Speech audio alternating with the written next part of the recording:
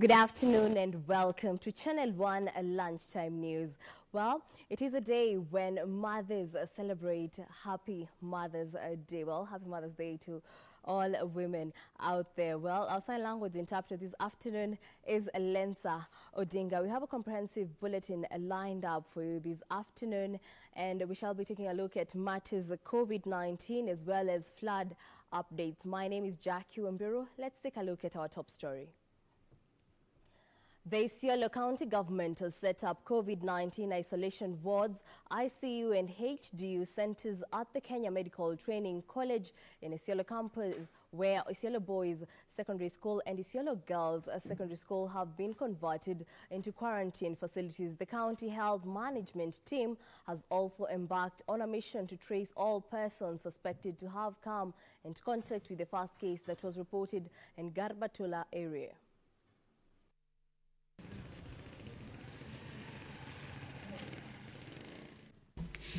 While inspecting COVID-19 preparedness in Isiolo County, Kenya Medical Training College Board Chair Professor Philip Kaloki said that all the required facilities, including isolation wards, intensive care unit, high dependency unit and quarantine facilities were all in place ready to handle COVID-19 cases. Wale watu watakuwa katika quarantine facilities hapa na isolation centers. Waziri amepeana support kuhusu chakula, watakuwa wakipata hiyo chakula free. Kaloki said that apart from offering the campus classrooms to be converted into temporary wards to handle suspected cases, the college had also offered their teaching staff, who include clinical officers, nurses and public health officers, to the county government's Department of Health Services in order to help bridge the shortage of healthcare workers in the county amid the coronavirus pandemic. Hii ni model county. Tukisema mambo ya preparedness ya county kuhusu hii janga ya coronavirus, vile wameweka ICU ni ya side kabisa, vifaa ziko pale, equipments. In the meantime, the Narok County government has donated food to over 5,000 families whose businesses were closed due to COVID-19 disease. The families include the Masai Mara tour guides and those who operated jewelry shops within the game reserve. Area Governor Samuel Olitunai says the county government will continue to donate food to vulnerable groups to sustain them during the COVID-19 pandemic. Wengi wamenunua gari zao. Sasa magari zimesimama, shanga hakuna mahali ya kuuza. Wale walikuwa wanafanya biashara kwa upande za hizo mahoteli hakuna tena. Tunajua pia ya kwamba mahoteli kwa sababu hakuna wageni, watu wengi sasa hawafanyi kazi tena. Beatrice Gatonyengetich, Channel 1 News. Now, it was a relief for over 160 Kenyans after they arrived in the country from China, where they were stranded for months due to the COVID-19 lockdown. KQ Flight 883 from Guangzhou, China landed at the Jomo Kenyatta International Airport at 2:50 a.m. Sunday morning. The flight is among several humanitarian flights mounted by the national carrier with support of the Kenyan government to bring back home Kenyans who are stranded across different parts of the world.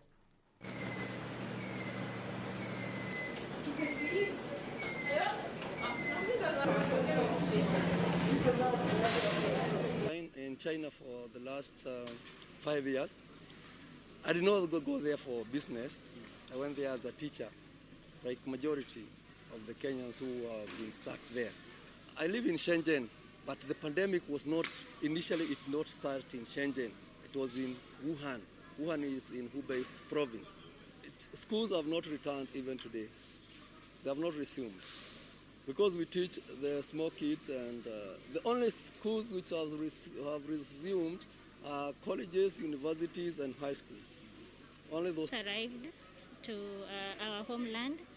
I feel so good that we have arrived. Yes, like I'm so happy because we have been quarantined for like 4 months. Some of us 4 months, some of us 5 months.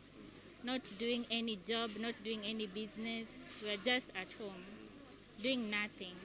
So it's very, very relieving to be home. Yes. I was doing business, importing things, exporting, and now the corona, when it came, it affected us. So we could not export our goods because there were no flights. So we were just there depending on maybe well-wishers sometimes to give us food. So we were just staying in our houses, not doing anything. And the return means a lot to us because this was a group of Kenyans that were in a particular situation that needed our support. And Kenyans are important. They're very important, not just to the Ministry of Foreign Affairs, but to the government. So my department takes care of the issues concerning Kenyans out there. So we are happy that they've been able to come because we had to arrange this flight in very challenging circumstances and at very short notice. But at the end of the day, it has worked thanks to the work put in by the embassy in Beijing and also the cooperation of the Kenyans who are passengers on this flight.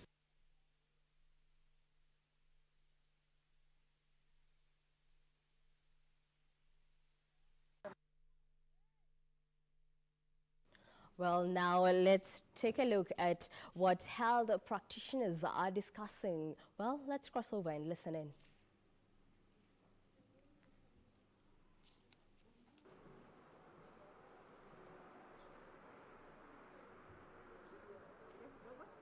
Tom Nyakaba, Clinical Officers, Nairobi, 1, 2.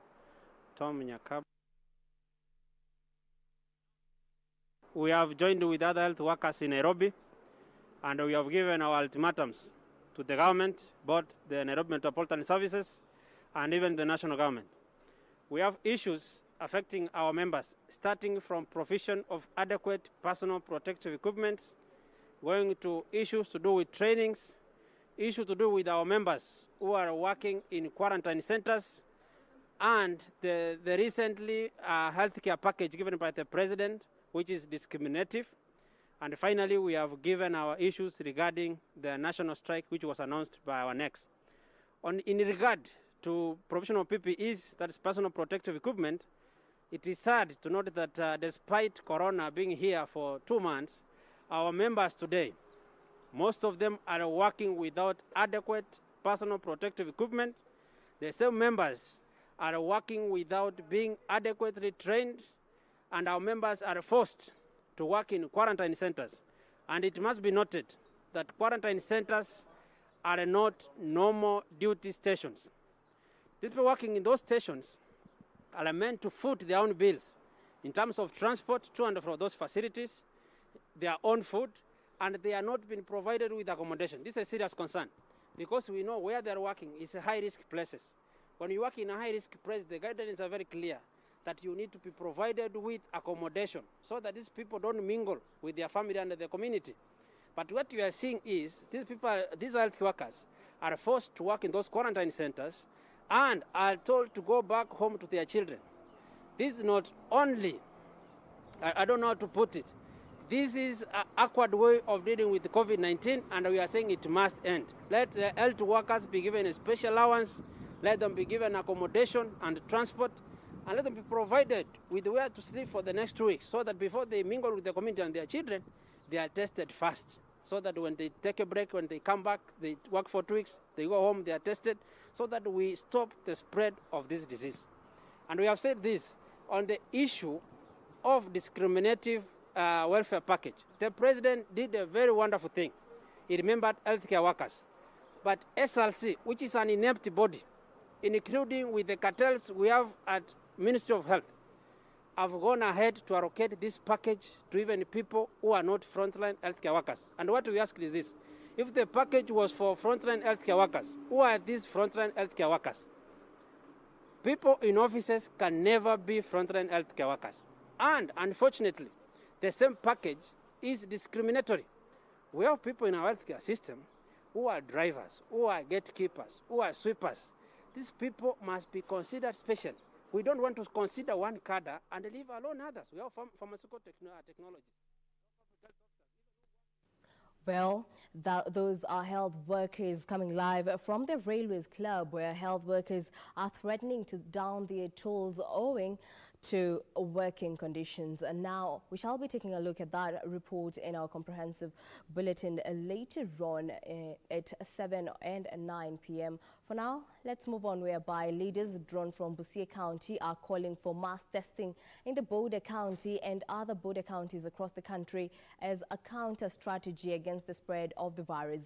Led by Busia County Women Representative Florence Mutua, the leaders also called on the government to quickly address the flood menace that has affected the county, a menace that they say could compromise ongoing efforts to contain the spread of COVID-19 disease in affected regions. Achola Simon brings us the report.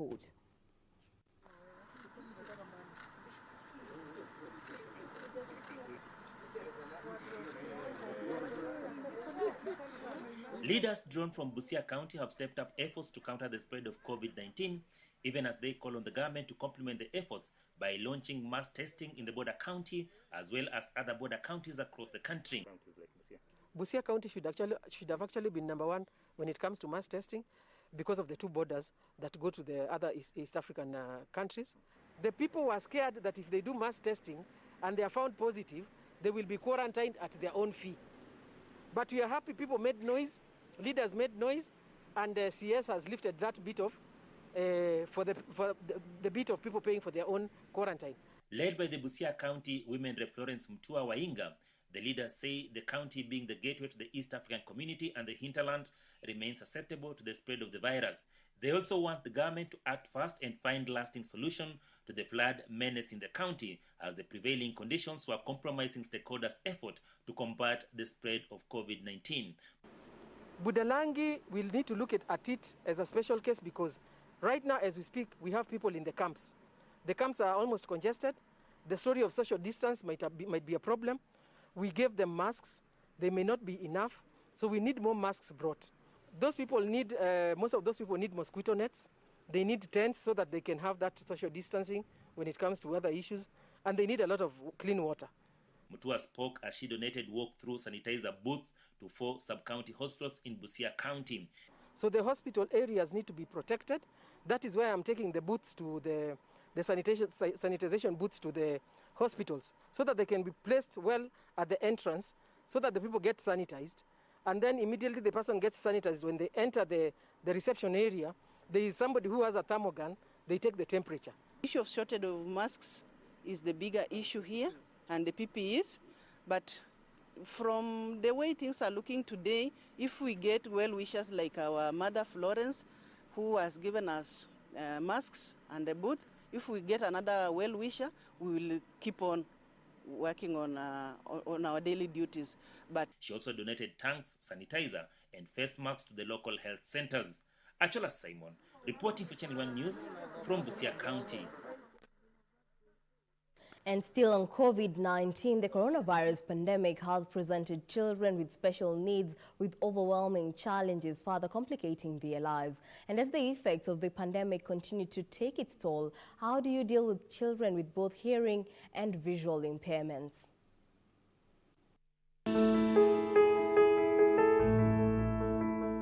For children who have both hearing and visual impairment, it's important, one, to find out from the caregiver, how does this child communicate and how do you communicate with the child, especially for those who come to the hospital, because we call the caregivers or the parents are the experts of their children. So because they're the experts of the children, so you have to give the parent the time to speak about how the child is communicated with, so that you as a healthcare worker can make the environment safe and comfortable for the child by being sensitive in the fact that they are both hearing impaired and visually impaired. So let the parent guide you as to how to handle their child, especially if you're taking any blood samples or any nasal swab samples.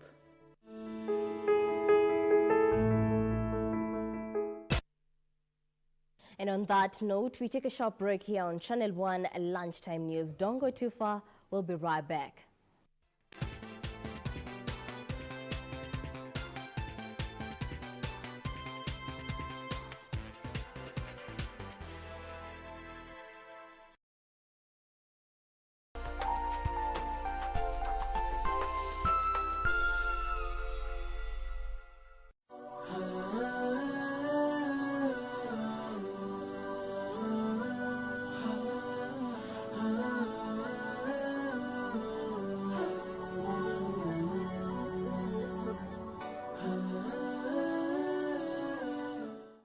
Next on. We are having a lot of people getting married. Probably some are being some weddings are more notable than others, but generally I'm sure we're having a wide range of people getting married. Asked me out officially. We dated for a year, then we got engaged, and then another year of planning the wedding. Okay, the whole thing of planning a wedding, because it's a lot of pressure. The tension was everywhere. We were so tense.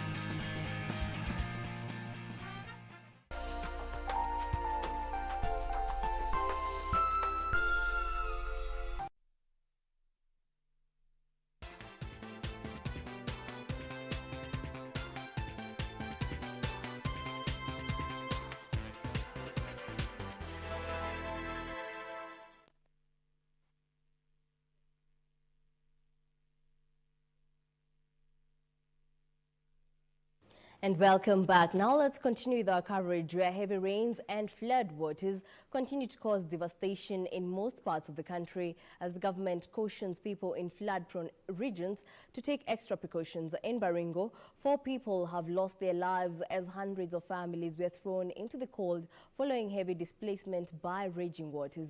The situation has prompted response from government agencies that have now moved in to relocate victims. Almost every part of the country is currently experiencing heavy downpour. In some parts like Baringo, it appears a humanitarian crisis is on the horizon. 4 people have lost their lives in the region courtesy of the flash floods, while more than 300 families have been displaced. Infrastructure has not been spared either, as a vital bridge connecting Marigat has been swept away. Katika mto waendao na mto waendao imekatika, na sasa challenge yetu ni watu wa Walelsoi kuweza kufuka ngambo huu na watu wa Kimondis kuweza kufuka ngambo ile ngine. Kwa sababu ya hii drift tumeweza kupoteza watu karibu 4 wamepepwa kwa hii mto. Hatuwezi kufuka sasa, ile mto imefurika, maji inajaa. Kwa upande ya wamama si tuko na shida kabisa. Wamama wengi wamejifungua kwa huko barabarani. Wakifika hata hapa kama mto imefurika, wanabidi tu kurudi nyumbani, ama wengine wasae tu kwa hapo njiani. Kwa hivyo ni hatari kwa sisi tukiwa wamama. It's coming as a section of residents of Sertwet in Soin division in Kericho County that was heavily affected by landslide a fortnight ago have been evacuated from the area. Help came as heavy rains being experienced in the area continue to cause destruction, with 1 more person becoming the latest victim of floods after River Nyando broke its banks, spilling waters to the nearby areas. Imetokezea kwa milima kuhusu kupasuka ama vile mvua imenyesha mingi na inaonekana milima inaweza tiririka ikuje upande huu. Tujichunge, tusingoje serikali tu ndio tuweze kutoka kama serikali wametuambia. Ukiona hatari iko wakati wa mvua kama hii, hatari wewe mwenyewe. In Kakamega County, families affected by floods benefited from relief supplies as the government intervened distributing food and non-food items. Devolution Cabinet Secretary Eugene Wamalwa noted that strategies have been put in place in order to reach all flood victims with necessary support. Kama tungekuwa tumehamisha wale walio maeneo haya mwaka jana, hatungekuwa na shida hii, sababu wengi wameathirika sasa ni sababu ya zile dikes tulijenga kuvunjika. Kuna sehemu ambazo tumetembelea na gavana, na hizo dikes ndio zina kinga maji haya kuingia kwa maboma ya watu. Zikivunjika, all hell breaks loose, na hiyo backflow kutoka kwa ziwa imeleta shida. So itatulazimu hata wakati huu wa haya majanga yanayoendelea ya COVID tuweze kufanya mabadiliko. Vile tunaishi, vile tunafanya mipango yetu ya miradi kama ya dikes, kama mambo ya kujenga mabwawa. Ukipatia mtu unga na mchele, ujue kwamba paka anunue mboga ya kukula hiyo unga. Tungependa ile disbursement ya cash transfer ya vulnerable families, tungependa serikali ianze na huku Western Province, Western Region, kwa sababu huku ndio wameathirika sana. Gezeka, lakini wanasema hawatoki. Wengine ni wazee, na mahali wanaishi hakuna choo, kuna chakula, nyumba hawezi wakalala ndani kwa sababu maji imejaa kwa nyumba na vitu hawezi wakaishi. In Nakuru, Residents of Kihoto Estate were ordered to vacate from the shores of the lake after nearly a third of their houses were submerged in water. The order coming amid a sharp increase of hippo attacks around Lake Naivasha has been attributed to the rise of water levels that have led to flooding in the nearby areas. Kwanza, choo ambazo ziko hapa zile tunaita pit latrine, maji imekuja na choo ikaletwa mpaka juu na ikachanganyika na maji hii mnaona hapa. Kwa hivyo kwa wakati wowote kutoka sasa tunatarajia kutakuwa na magonjwa ambayo inakuja kupitia uchafu wa choo. Meanwhile, a group of youth in Milalulu village, Tana River County, have launched an initiative aimed at mobilizing resources to support families affected by floods. The initiative, dubbed Youthful Change, will see more than 3 families who were displaced after River Tana burst its banks receive foodstuffs and other essential commodities. Mtu umechange mkondo wake, umegeuza mkondo wake na kuanza kubomoa, kutafuta njia nyingine ya kupita ambapo imewaathiri sana ndugu zetu, wa mama zetu, ndugu zetu wa kike na kiume. Tumeona umuhimu wa kuwatembelea, kuwasaidia na kile kidogo ambacho tuko nacho. So tunaomba wengine ambao wako na hiyo moyo waungane na sisi tupate kuwasaidia watu wetu. Naomba kama itawezekana tusaidiwe hawa watu ambao wameenda na maji, nyumba zao zimeenda, wakahama, hawana mahali ya kukaa, wapate kama ni nyumba wasaidiwe, kama ni kitu kidogo wasaidiwe. And an initiative that seeks to improve the country's forest cover has been launched in KBC Forest in Kajiado County. The initiative, spearheaded by the government, is geared towards taking advantage of the current season of rainfall to achieve 10% forest cover by 2020. Early Learning and Basic Education Principal Secretary Billy Kipsang noted that it was paramount to conserve the ecosystem if optimal growth is to be achieved. I believe we have planted upwards of 2,000, but even the 3,000 will be pushed to 5,000. So that we can be able to feed out the gaps that we have in this particular forest. We grow children and we nurture them to be good people. And we also start them all the way from nursery school and they grow to go ahead.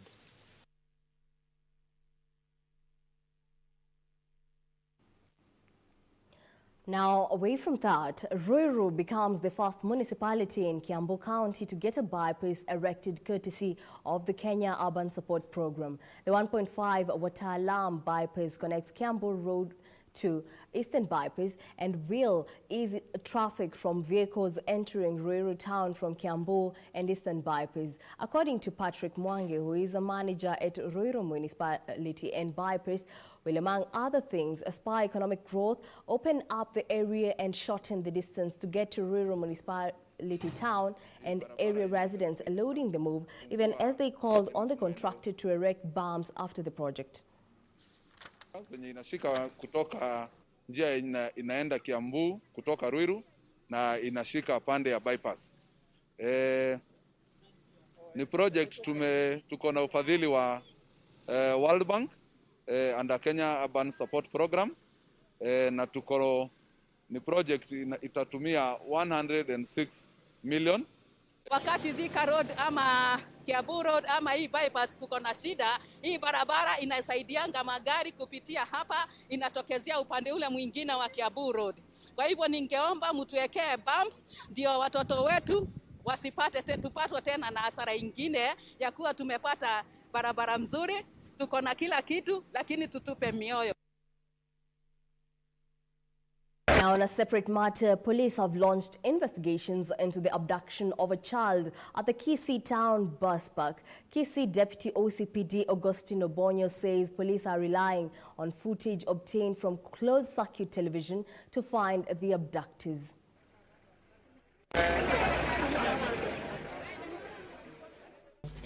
This year's Mother's Day comes with its share of challenges for Sheila Nyaboke.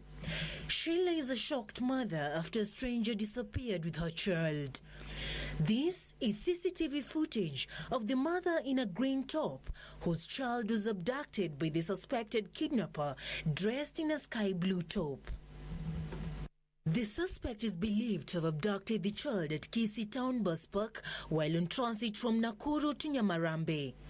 The shocked mother, Sheila Nyaboke, narrates how the suspect got away with her child. Sasa nikamwambia hapana, acha nikae tu na huyu mtoto analia anasumbua. Huyu mama akaniambia kwanza hata juisi zimepita hapa, acha nimbaie hii juisi. Kidogo tena akaniambia hizi juisi zenye zinatembeshwa si mzuri. Akaniambia acha nibebe huyu mtoto niende huko kwa duka nimbaie juisi. Kuangalia kidogo nikapata kama hayuko. Police have launched investigations to unearth the abduction of the child, relying on footage obtained from the closed-circuit television cameras installed at public washrooms within the town's bus park. Huyu mwanamke alikuja kwa ofisi kitu saa 8:30 hivi akilia. Akatuambia mtoto wake amepotea. Tukafuatilia, tukaangalia, tukarudi, tukazunguka, tukaenda kwa hiyo stage mahali walikuwa wameenda kupanda gari. Tukapata mwanamke hayuko. Kisii Deputy OCPD Augustine Obonyo says police are following crucial leads to locate the child and bring the suspect to book. We are still investigating the matter, and in case this lady is found, we shall charge her with the offense of stealing a child. The owner of the washroom, Stephen Arika, who released the CCTV footage to police, is however advising parents to remain vigilant when they are in the company of young children. Jaribu kulinda watoto wako, usipe mtu mtoto ambao hujui. Usipe mtu mzigo ambao hujui. Kwa hivyo matapeli ni wengi. Reporting for Channel 1 News, I'm Sarafina Robi. A couple in Naivasha town is counting its blessings on Mother's Day after they were blessed with quadruplets 2 years after losing their 2 minors to health complications. According to the children's father, Ezekiel Karori, the birth of the children was the best gift ever to the family that was trying to come to terms with the loss of their 2 children in a span of 2 years.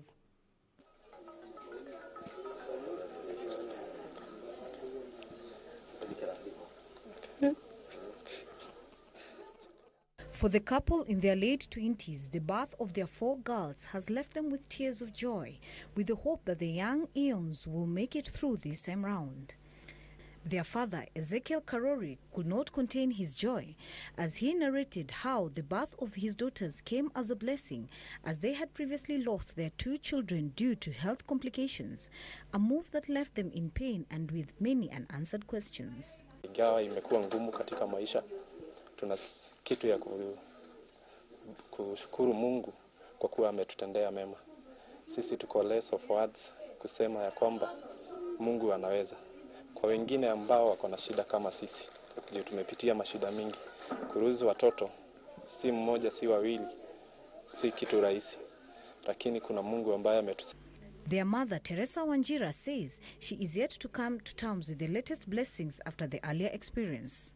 Nilikuwa na watoto 4. Hapo mbeleni nilikuwa nao lakini walipass.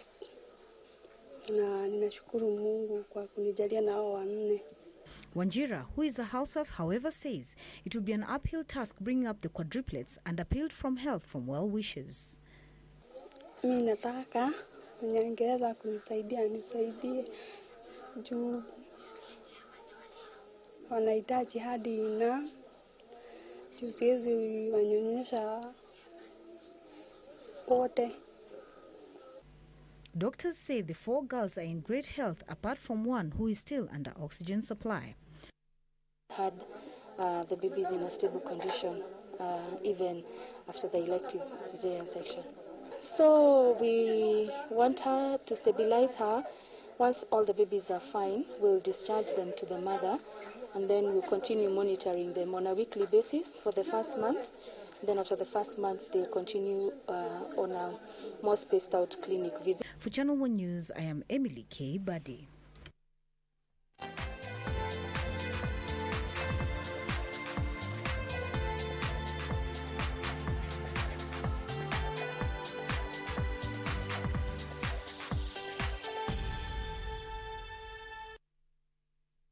Now let's talk sport, where the Kenya Premier League is expected to announce their next course of action on Monday after football. Kenya Federation cancelled the league late last week, declaring Gor Mahia champions. Former Kenya national football team head coach Bobby Williamson has challenged the Football Kenya Federation to clear his $55 million outstanding pay from his time in charge of Harambee Stars. Scottish tactician Bob Williamson, who managed Harambee Stars from 2014 to 2016 before being sacked and replaced by Stanley Okumbi, insists that Football Kenya Federation should use part of the anticipated FIFA funds to settle his debt. Kenya, Uganda and Tanzania are among countries said to benefit from the FIFA operational funding that is said to be released immediately as a relief plan to cushion the football community from the economic impact caused by the coronavirus pandemic. Williamson, who also coached the Uganda national team before coming to Kenya, was awarded 55 million shillings after he won a case he filed for unfair dismissal by FKF at the Employment and Labour Court in Nairobi. Despite the delay in payment, Williamson says he will not take the case to the Court of Arbitration for Sport in Switzerland, where another former Kenyan coach, Adel Amrouche, was also awarded 109 million shillings for wrongful dismissal. Elsewhere, KPL are set to announce their next move on Monday following FKF's decision to cancel the league and award Gor Mahia the 2019-2020 KPL title. The move was protested by the league managers, who insist they are the only ones who can make decisions affecting the top tier until their contract expires on September 24th. However, FKF has insisted the decision is well within their mandate and it will not be reversed. In the FKF-KPL 2017 agreement, the KPL was given the right to run the top tier and make decisions regarding the same. Well, that brings us to the end of our bulletin. This afternoon, we shall be bringing you more reports in our subsequent bulletins at 7 p.m. and 9 p.m. Remember to practice social responsibility, maintain hygiene, adhere to government's directive on measures to curb the spread of COVID-19. My name is Jackie Wambiru. Our sign language interpreter is Lensa Odingo. Enjoy your afternoon.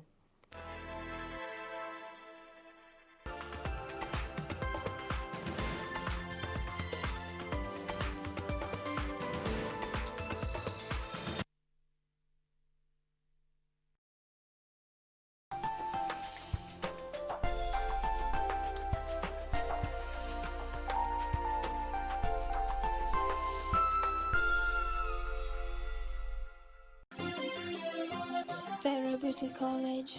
Vera Beauty and Fashion College, with branches in Nairobi, Eldoret, Thika and Meru.